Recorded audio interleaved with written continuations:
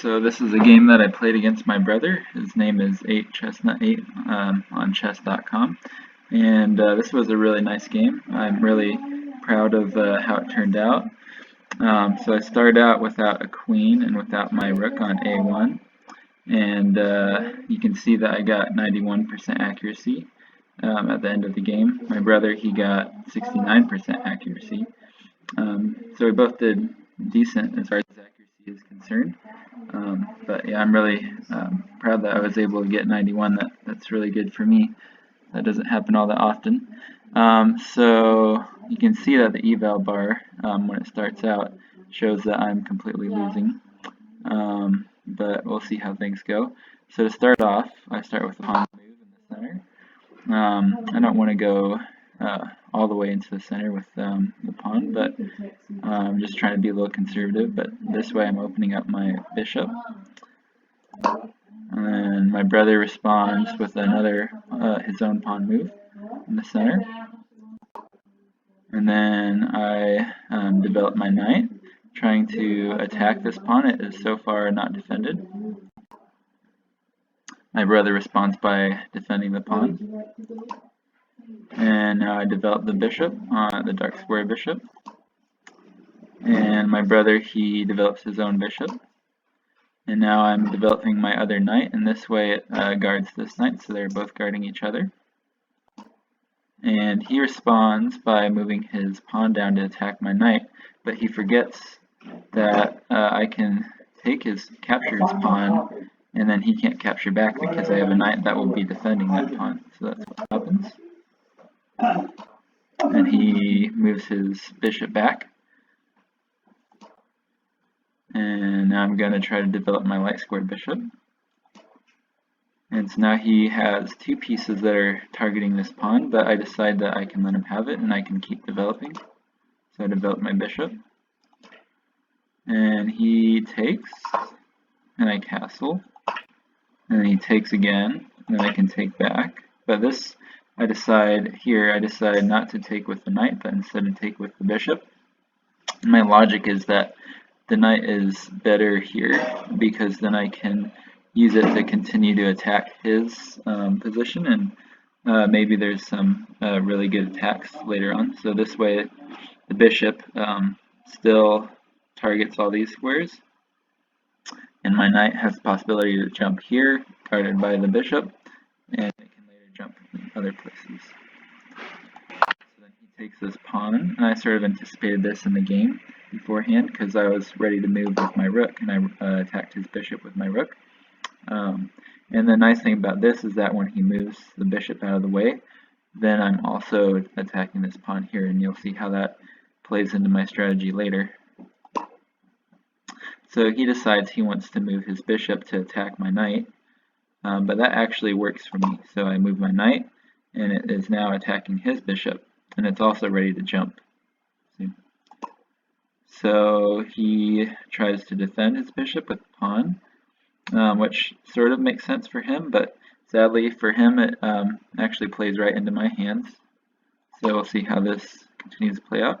So now my knight moves again, and it's now attacking his queen, but also it attacks this pawn here, which is defended by my rook.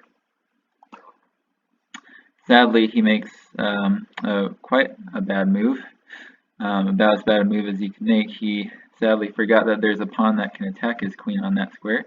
So my brother, he makes a big blunder, and I go straight for it, and I say, well, that's a blunder, I'll take your queen.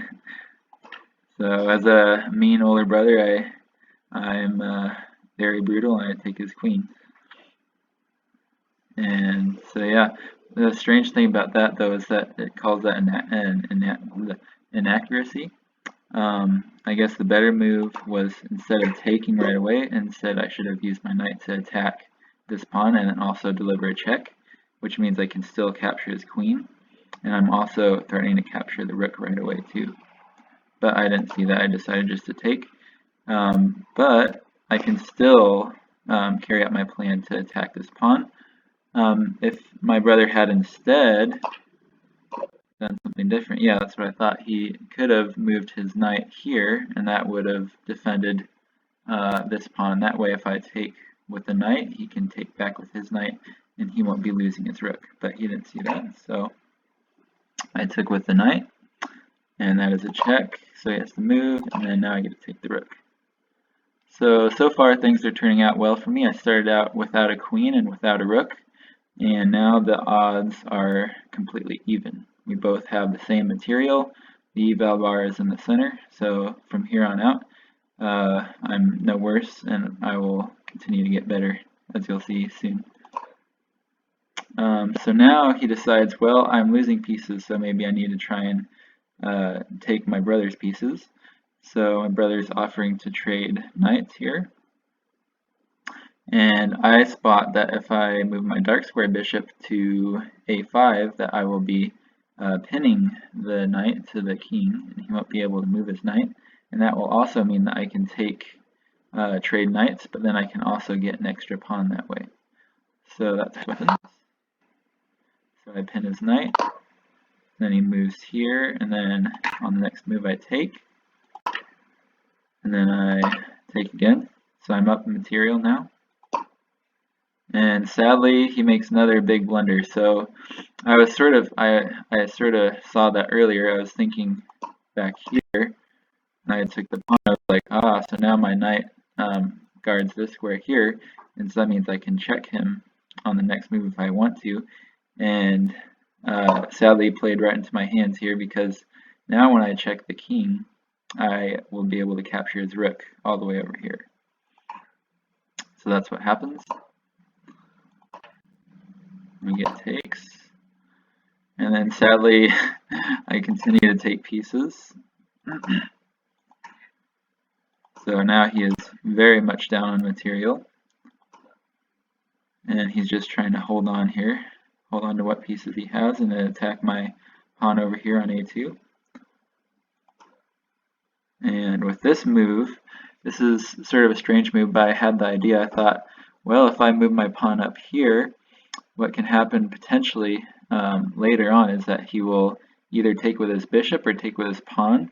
And the main advantage for me would be if he takes with the light square bishop. If he does that, then I'll be able to move this other pawn. And when he takes that pawn, then I'll be able to move my rook over here, take his pawn with check, and also take his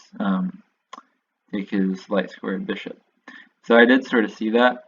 And then I thought about it a little more, and I was thinking also, if he takes with the pawn instead of the bishop, at least it would be blocking his light square bishop from being a threat to my rook or my light square bishop if I want to move to this square. So I was thinking maybe I could either check the king, or I could even maybe move the knight down and check him that way, and then somehow box the king in. And it would be more of a closed position, and he wouldn't be able to do much with his bishop. So I was thinking this move made a lot of sense, so I did that.